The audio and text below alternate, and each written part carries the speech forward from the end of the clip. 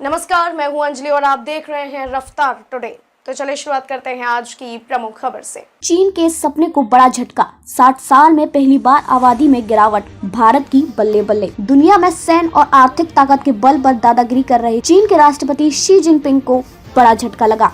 चीन ने देश में बढ़ती बुजुर्गों की आबादी और गिरती जन्म दर के बीच 60 साल में पहली बार समग्र जनसंख्या में गिरावट आने की घोषणा की गई है। चीन के राष्ट्रीय सांख्यिकी ब्यूरो के अनुसार देश में पिछले वर्ष की तुलना में 2022 के अंत में आबादी 8,50,000 से कम रही है। यह ब्यूरो हांगकांग, मकाओ और स्वशासी ताइवान के साथ साथ विदेशी निवासियों को छोड़कर केवल चीन की मुख्य भूमि की आबादी की गणना करता है। चीन में जहाँ गिरावट आ रही है, वहीं भारत में जनसंख्या बढ़ रही है। चीन अब जल्द ही आबादी के लिहाज से दुनिया का दूसरा सबसे बड़ा देश होने की ओर बढ़ रहा है। राष्ट्रीय सांख्यिकी ब्यूरो ने मंगलवार को बताया कि 1.041 करोड़ लोगों की मौत के मुकाबले 95.6 लाख लोगों के जन्म के साथ देश की आबादी 1.411.75 अरब रह गई है। इनमें से 72.206 करोड़ पुरुष और 68.969 करोड़ महिलाएं हैं। चीन लंबे समय तक दुनिया का सबसे अधिक आबादी वाला देश रहा है, लेकिन जल्द ही भारत इसे पीछे छोड़ने की संभावना है। चीन में 1961 के बाद पहली बार लोगों की आबादी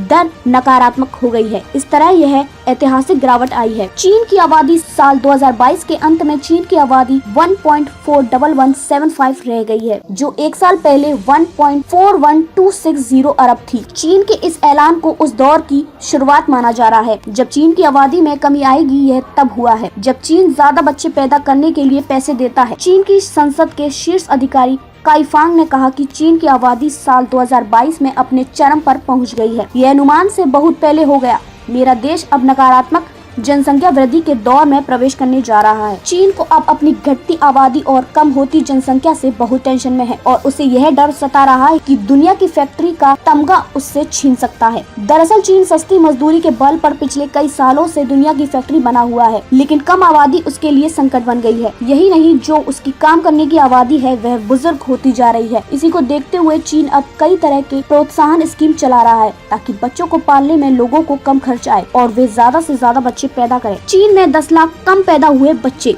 चीन की आबादी के बढ़ने की दर इस साल 1000 लोगों में 677 रही, जो पिछले साल 772 थी। चीन में साल पिछले साल की अपेक्षा 10 लाख बच्चे कम पैदा हुए हैं। चीन जहां घटती आबादी से परेशान, वहीं भारत की आबादी लगातार बढ़ती जा रही है और यहां युवा जनसंख्या की संख्या काफी ज्यादा है। इससे भारत दुनिया के लिए सस्ता श्रम बाजार बन सकता है। खबरों में अब तक के लिए बस इतना ही। मिलते हैं फिर ऐसी ही बड़ी खबर के साथ। तब तक के लिए नमस्कार और देखते रहिए रफ्तार टुडे।